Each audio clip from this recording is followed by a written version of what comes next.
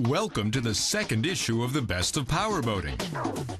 Last season ended with several new World Championship titles awarded. 2010 has been a key year for the UIM, with the full recognition by the International Olympic Committee, which for sure will boost powerboating to a new dimension. In 2010, the UIM, Union International Motonautisme, awarded over 75 world titles and organized thousands of international races all over the world. Enjoy this program and the final events of the season, packed with spectacular action and performances.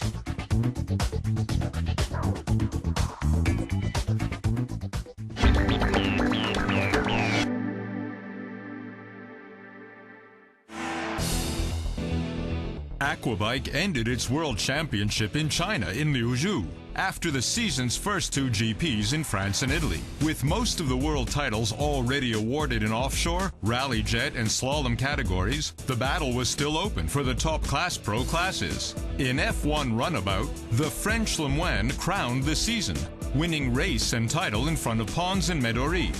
Lemoine also won the battle for the night slalom to secure his third title of the season. In F1 ski division, Michael Porret closed the game, winning race and titles in front of his brother Jeremy. Another French success. In the women's category, Julie Boulteau struck her third season GP and a deserved world title. A great show of freestyle saw Ivan Potanin crowning a fantastic season, winning race and title for his Russian flag in front of Italian Valerio Calderoni and Frenchman Stompé.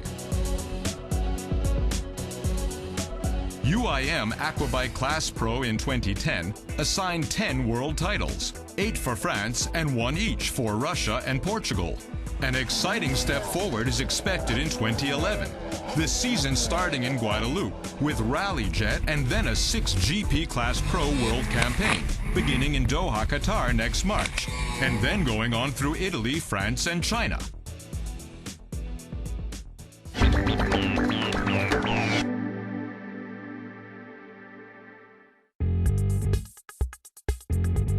The second half of the 2010 UIM Class 1 World Powerboat Championship generated high drama and some truly spectacular and breathtaking racing. The first silverware of the season, the European Championship, was decided at the Italian Grand Prix on Stresa's magical Lake Maggiore.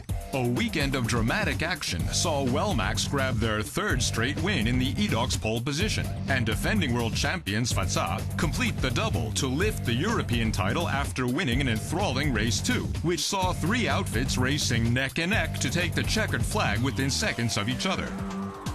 The Class 1 fleet then headed to the UAE to close out the season in the Abu Dhabi and Emirates Dubai Duty-Free Dubai Grand Prix. As far as the world title was concerned, it was simply a case of when Fatsa would wrap it up, not if. And Wellmax looked in control of the EDOX pole position championship with the Middle East title up for grabs.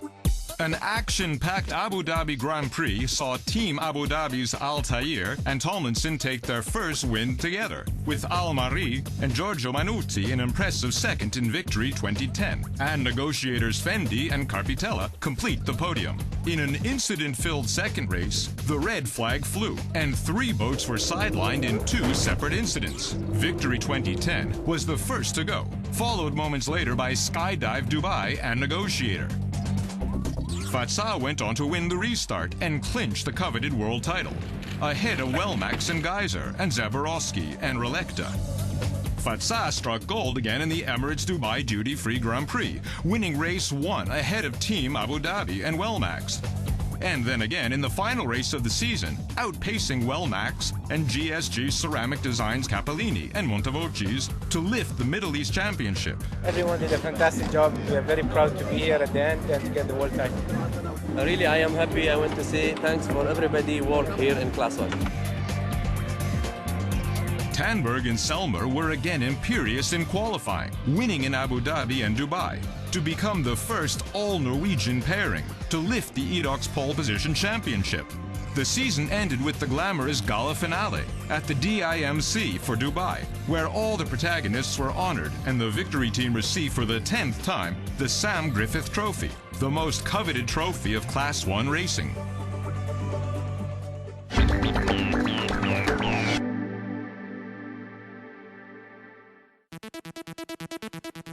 After Portugal and Russia, F1 H2O last October began a 3-GP journey in China, starting in Linyi. 4 drivers were within 1 point of the world table, led by Price and Al-Khamzi. In qualifying, rookie Carella grabbed his first ever pole. In the opening lap, it was a mad croc 1-2, with Price sliding to third. After an exciting race, Carella crowned his first victory in front of teammates Celio and Cantando. Next up was in Luzhou. Chaos at the start when Anderson jumped the lights, taking Carella with him, forcing both to do a drive-through penalty. Price led from his second starting position after a great start, with pole sitter Al Hamali ending his race early for a technical failure. After 37 laps, Price won for the 8th of his career, moving into first in the points chase. In Shenzhen, drama in the first few laps when Price crashed out early, losing his leadership, and up front Al Hamali held back the tears of failing to finish a GP. While Cantando got back to victory after 44 starts and moved ahead on the leaderboard with his 12th career win. In Doha, Qatar, Price rocketed away at the start, with Celio chasing him. Then Cantando crashed out, and after the restart, Celio did his best to catch Price. But the local team driver wouldn't be stopped on this occasion to move ahead once again in the world table. In Abu Dhabi at the start, Celio got it right, with Price passing Carella into second place, while the Italian fell to 5th. Celio is able to just hold off Price, who has no answer, winning for the 9th time in his career, to move just 4 points behind Price for the title.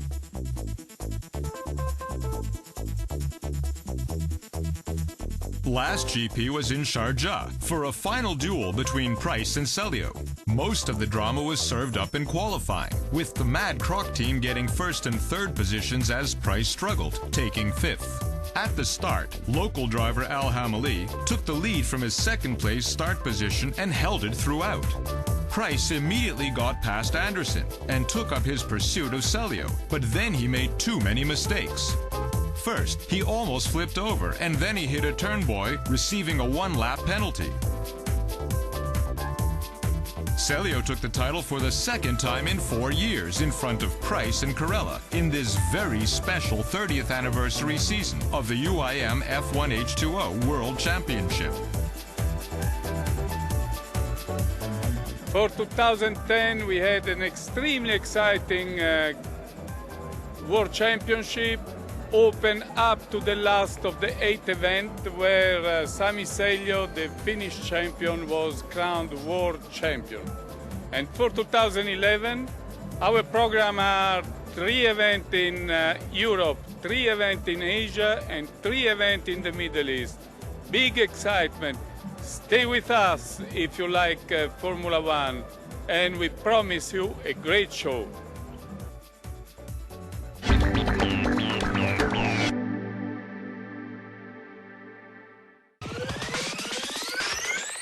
The World Offshore 225 Championship was launched in 2003 by UIM and Istanbul Offshore Club and classified as World Championship Series in 2008.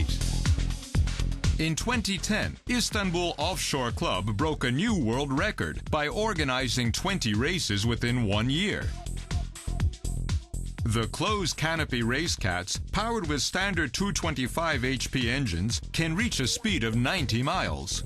It has been a tough competition between number 2 YKM Sport and number 5 Galatasaray during the season of the Arketon 2010 World Offshore Championship. After running neck and neck throughout most races, YKM Sport, piloted by Saruhan Tan and Kerem Zorlu, won the title by just 155 points in front of Galatasaray team, comprising Kerem Tuncer, Yosef and Berna Mulbauer. In third place was number 3 Besiktas with Ali Tanir and Murat Leki.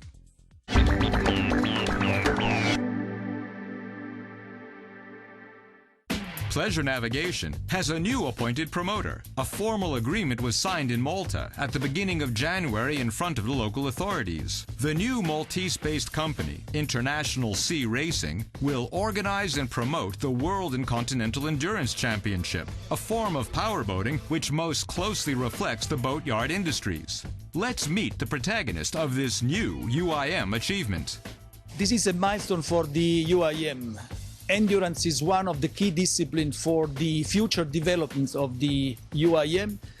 We are very much confident that we can build a solid, long-lasting future with our Maltese partners, backed by the Maltese government. We are really happy to see this deal concluded. We have been following progress for the last month, so we are overjoyed that finally we have this contract signed. We should achieve what we are here to achieve, namely having a pleasant and attractive sport, but also obviously making a business venture profitable and interesting for the investors.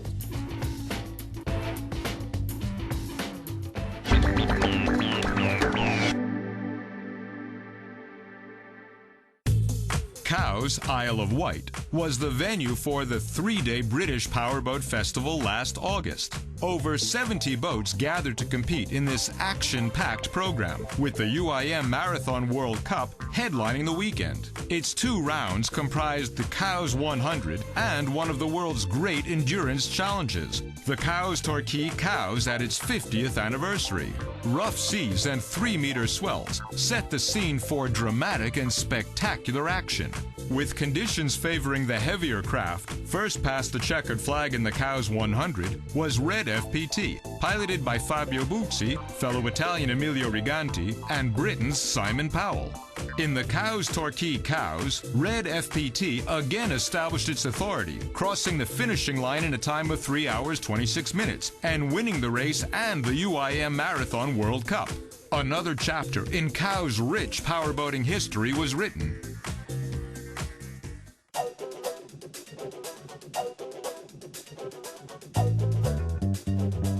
A summary of the season from the UIM president Raffaele Chiuli. 2010 was just a great season. It was a great season from the sport viewpoint. It was a great season from the achievement that the UIM made. I would like to mention the full recognition got by the International Olympic Committee at the Vancouver Winter Olympic Games, but also the agreement signed with the United Nations Environment Programme and the strengthening of the cooperation with the 4 leading motorsport international federations. This was just a great year for the UIM, and I'm looking forward to even a greater season in 2011. Powerboating now looks to its Gala Awards evening, which will be held in Monaco at the prestigious Salle des Étoiles, where all the 2010 world champions will receive their deserved honor, and the whole UIM family will celebrate together an unforgettable season. See you next time.